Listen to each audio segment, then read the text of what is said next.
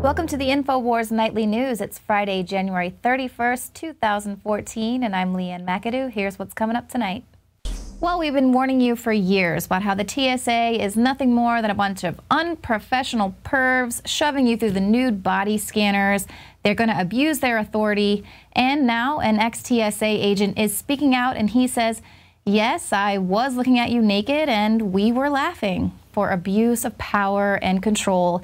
It has nothing to do with terrorism. We've been saying this from day one. We've been saying they'd be looking at your nude scanners and that, yes, indeed, there was a little bit more radiation than they had hoped for. But no, everything's fine. They're just there to keep us safe.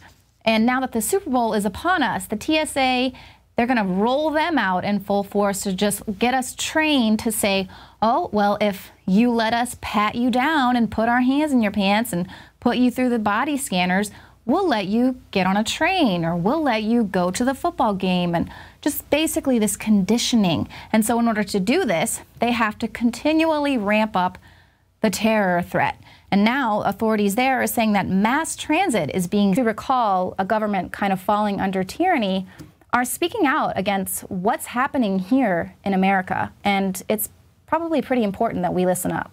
So this is Manuel Mar. Now, Senate Bill 1551 proposes to massively expand background checks to basically every private sale. So we're supposed to somehow believe that this is going to force criminals to voluntarily submit to a background check. But this is just even more evidence of states moving to create these gun registration and confiscation bills. And that's why it's so important for us to heed the words of people who have actually lived through watching the assassination of innocent civilians by their government. People are always criticizing you if you compare Obama to Hitler, or if you remind people that Stalin took the guns and Mao took the guns. But these are recent historical events where very intelligent people, quite possibly your grandparents, were duped into democide by their government.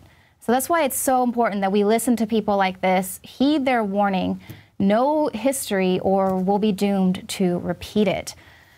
Now, this is just coming on the heels of a current New York mayor who says that constituents while respecting the Bill of Rights, much like the police chief Shane Harger, who we reported on last week. So be sure to watch that report. It's very important. Share it with everyone that you can. It's coming up at the end of the show.